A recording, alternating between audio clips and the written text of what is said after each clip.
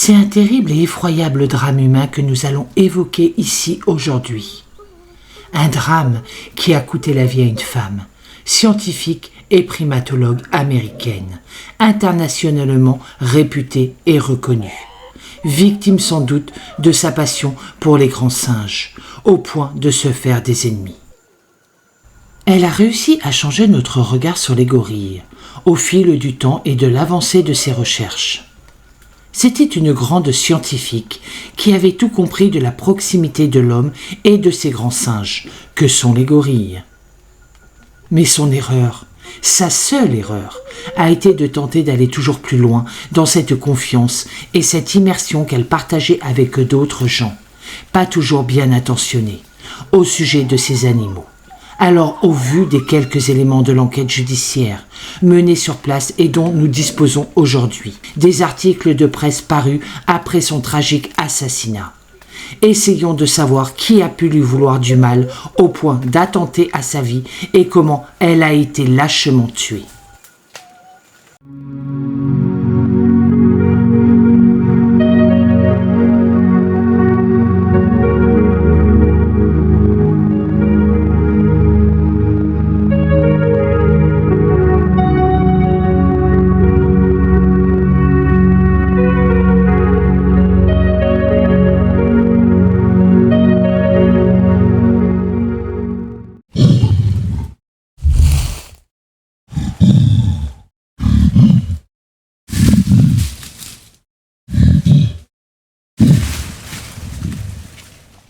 Diane Fossey, cette femme américaine, née en janvier 1932 à San Francisco, en Californie, est incontestablement la primatologue la plus réputée du XXe siècle.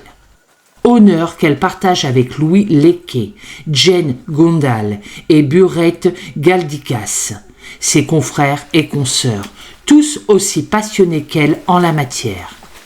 Petite fille solitaire et renfermée, en proie à des difficultés familiales liées au divorce de ses parents, alors qu'elle n'a que 6 ans et au remariage de sa mère, elle se passionne très vite pour la nature et le monde animal en général.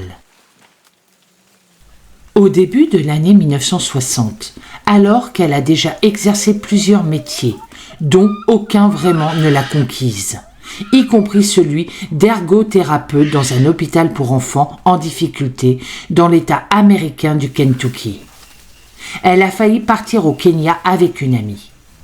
Mais sa situation pécuniaire aura raison de ses rêves. Alors, elle va économiser dollar après dollar et c'est 3 ans plus tard qu'elle va enfin débarquer sur le continent africain, au pays des Grands Lacs, notamment au Rwanda. Et là, toute sa passion va se révéler d'un coup. Elle cherche, elle note, elle réfléchit, elle découvre, ne se fait pas que des amis. Déjà, en ces temps-là, lutte avec ses moyens contre le braconnage qu'elle sait être terrible pour les grands singes. Et, à force de se battre, Diane Fossey obtient en 1974 un prestigieux doctorat en zoologie de l'Université britannique de Cambridge. Avant d'acquérir une notoriété internationale pour son engagement très fort et constant auprès des gorilles de montagne, en Afrique essentiellement, Diane Fossey avait déjà lutté afin d'alerter sur la diminution constante de leur population.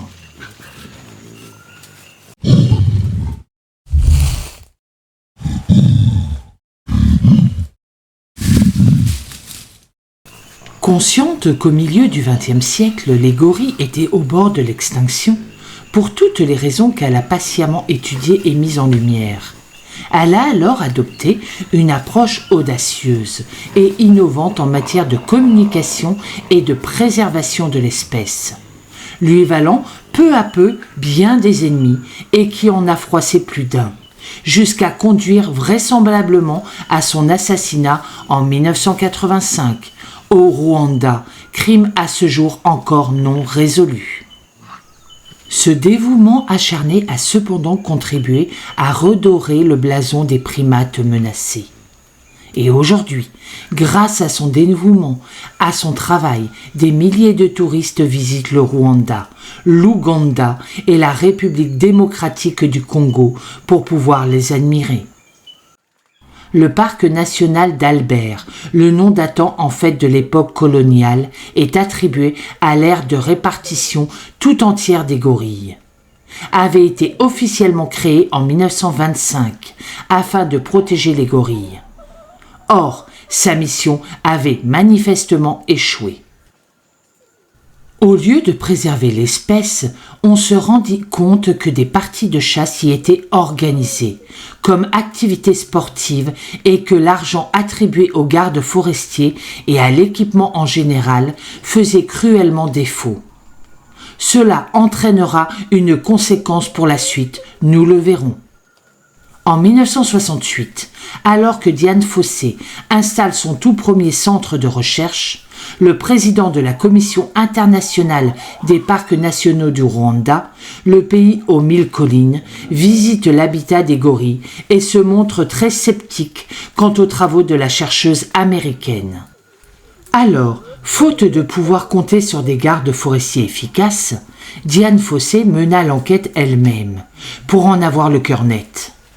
Elle remarqua que les cartouches étaient soigneusement retirées des scènes de meurtre des gorilles, empêchant ainsi de remonter jusqu'à l'arme du crime. Elle exprime ses doutes. Émerge alors la possibilité que l'arme utilisée dans le meurtre est une arme connue, peut-être empruntée aux gardes du parc. En 1969, la scientifique, alors âgée de 35 ans, déjà brillante dans des premières recherches, avait reçu 3 bourses de la National Geographic Society afin de mener des recherches sur ces mammifères furtifs, trop mal connus, vivant manifestement à l'écart de l'homme. La rédaction du magazine a alors décidé de rendre compte de ces découvertes et s'est rapidement rendu compte que la scientifique ne craignait pas d'enfreindre la loi pour protéger les gorilles. Mais on le lui reprocha, la scientifique américaine se souciait moins des humains. Le traitement qu'elle réservait aux Rwandais qui l'assistaient alors était souvent offensant. Dans ses lettres, elle surnommait parfois, sans esprit moqueur pour elle cependant, les membres de son équipe de recherche et le personnel du parc, mais africains. Son journal de bord et ses lettres retranscrivent la colère qu'elle ressentait à l'encontre du personnel peu formé, trop laxiste et souvent corrompu. Au cœur d'une lettre choc qu'elle adressa à un collègue chercheur du National Geographic, elle écrivit même, je cite, « Le terme de « service des parcs » est un peu fleuri et trop élogieux pour décrire les services de 6 alcooliques chroniques, vêtus de guenilles, qui tentent péniblement de faire office de garde dans la région. » À leur décharge, disons aussi que l'ensemble du système africain, au Rwanda comme ailleurs, était corrompu, que les gouvernements successifs ne payaient pas les gardes forestiers pendant plusieurs mois, s'appropriant leurs salaires et émoluments. Alors, ces derniers acceptaient très souvent les pots de vin des braconniers, en échange d'un libre accès au parc, voire leur vendaient leurs armes. Parallèlement, ces recherches vont bon train et étonnent la communauté scientifique. Ce qu'elle découvre n'avait tout simplement jamais été mis en lumière. Par manque d'intérêt? Par oubli? Par peur des gorilles? Elle seule répondra par sa présence constante sur place avec les grands singes. En janvier 1970, son portrait paraît en couverture de la célèbre revue mensuelle National Geographic.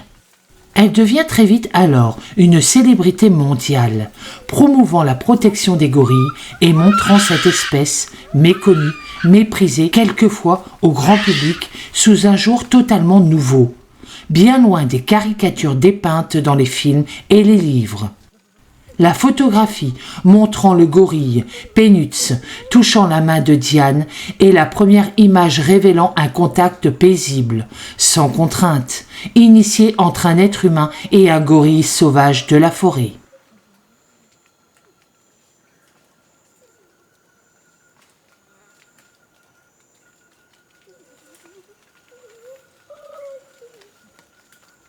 Une de ses notes de recherche, note rédigée en 1971 et intitulée « L'épisode du miroir », décrit son gorille préféré, un jeune mâle qu'elle a elle-même prénommé Digit, en train de se contempler longuement dans un miroir.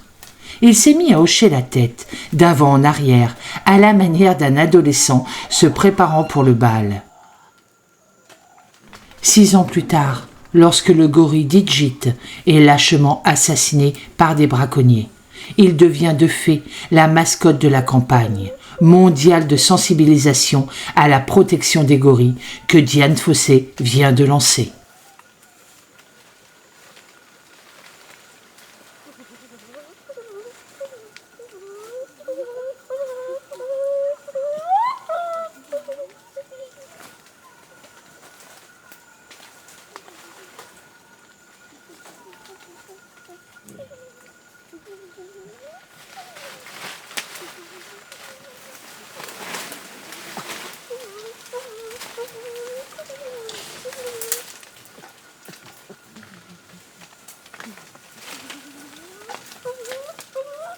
Lors d'une discussion orageuse, et l'adjectif vu aujourd'hui semble bien fait par rapport à l'orage verbal qu'il a provoqué, qui se tient en 1978 entre Dian Fossey et le directeur du parc.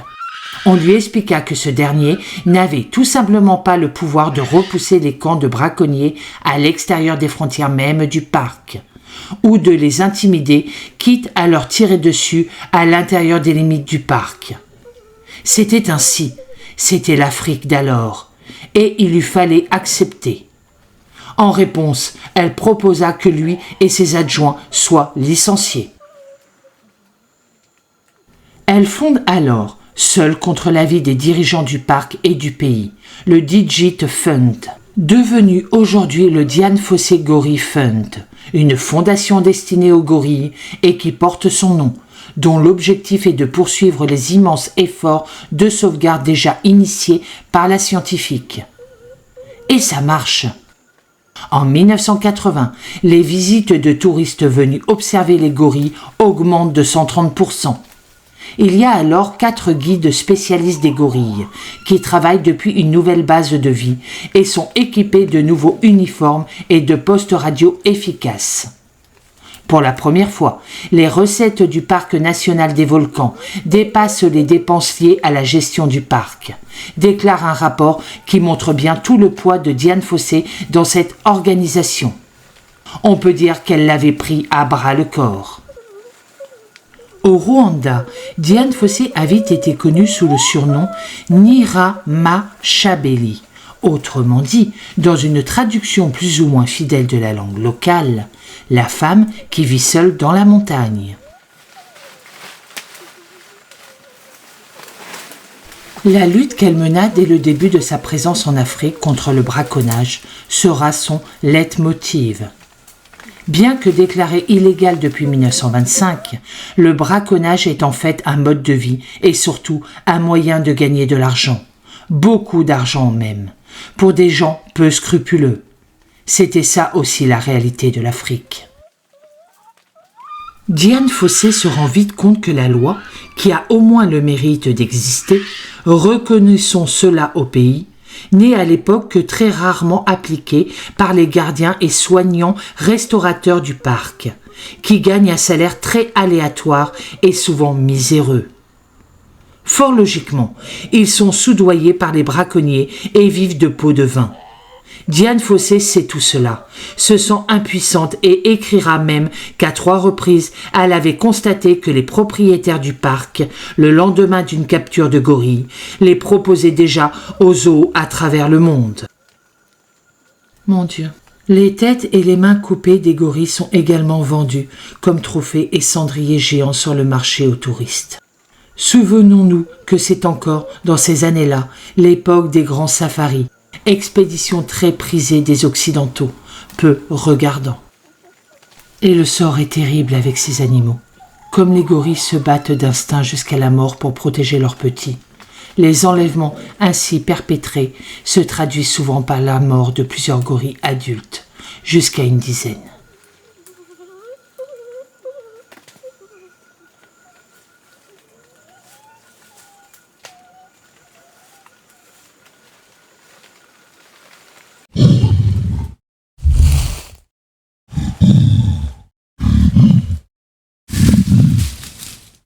On sait avec certitude qu'au milieu des années 80, le gouvernement américain, mais d'autres aussi, projetait de lancer un business au Rwanda avec les grands singes, en envoyant de riches touristes fortunés les observer à loisir.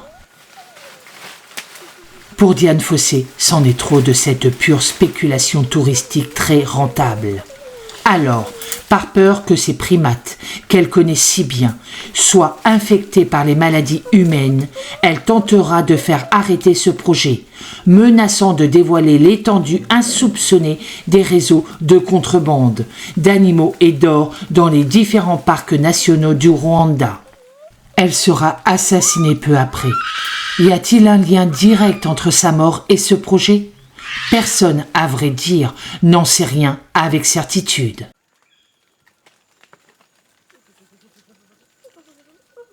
Le vendredi 27 décembre 1985, dans la jungle impénétrable des montagnes des Virunga, au Rwanda, Dian Fossey va trouver la mort.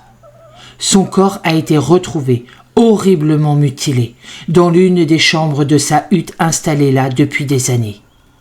Le meurtrier a sans doute démonté une plaque en tôle de la cabane qui menait directement à sa chambre à coucher, ce qui laisse supposer que c'était une personne qui connaissait très bien les lieux et avait prémédité son acte.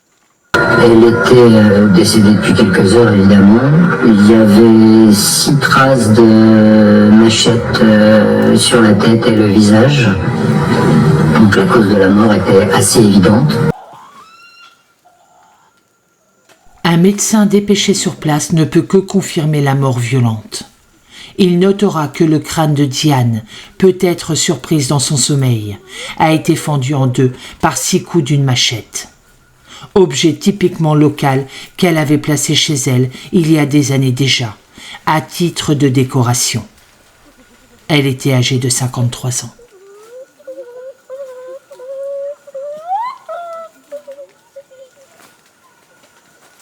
Des traces de lutte étaient visibles dans la hutte où son pistolet est retrouvé sous elle, inutilisé car les munitions ne s'adaptaient pas à l'arme.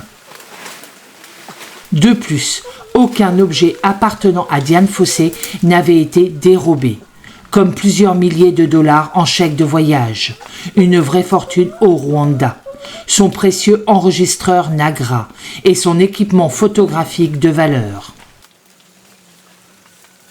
Une des primatologues les plus célèbres de l'histoire de l'homme venait donc de s'éteindre. La cause de sa mort violente, sans aucun doute. La protection des grands singes, notamment le gorille des montagnes du Rwanda, dont elle avait fait une grande cause mondiale, cause avec laquelle elle s'est fait tant d'ennemis.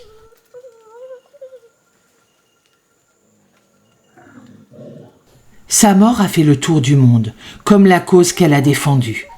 S'ensuit alors une gigantesque enquête judiciaire pour connaître l'auteur du crime, toujours inconnu de la justice à ce jour.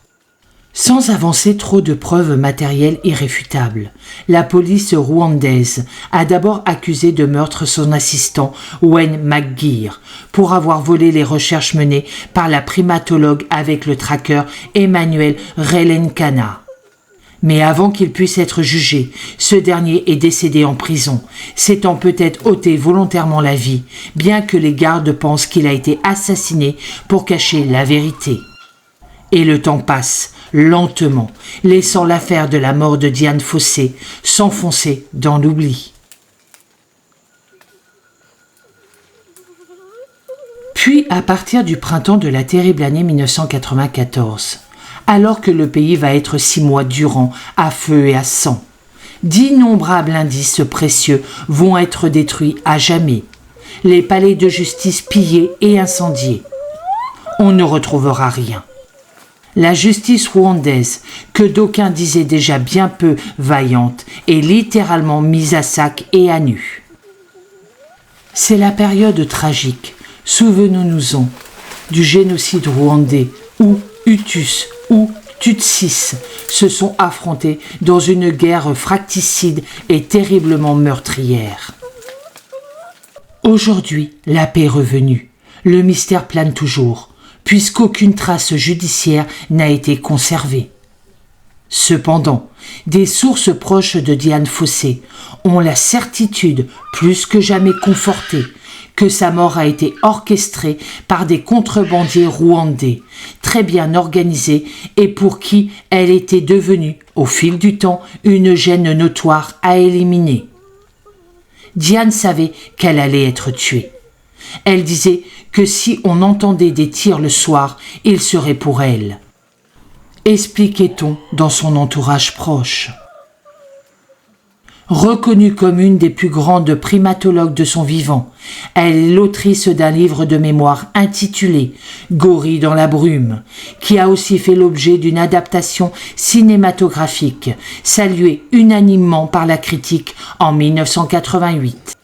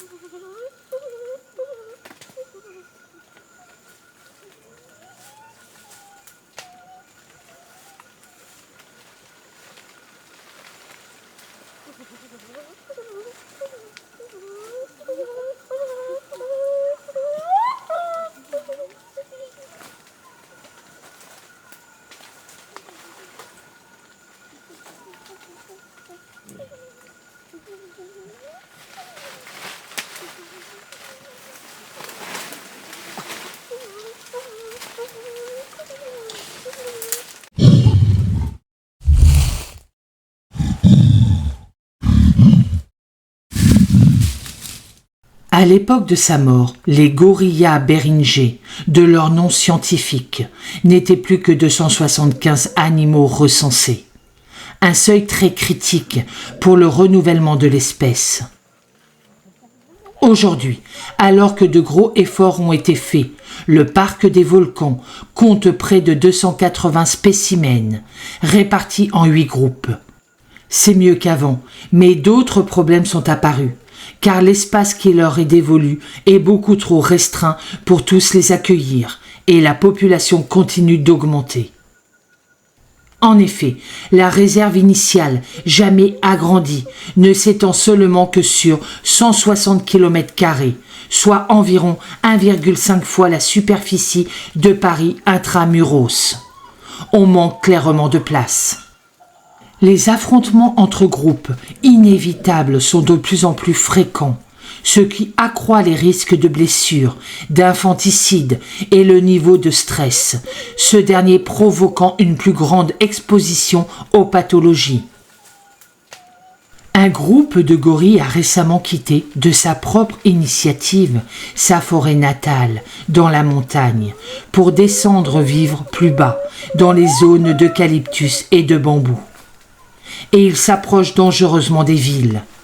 Or, les animaux ne sont pas immunisés contre les maladies humaines et leur placidité à l'égard de l'homme les rend très vulnérables.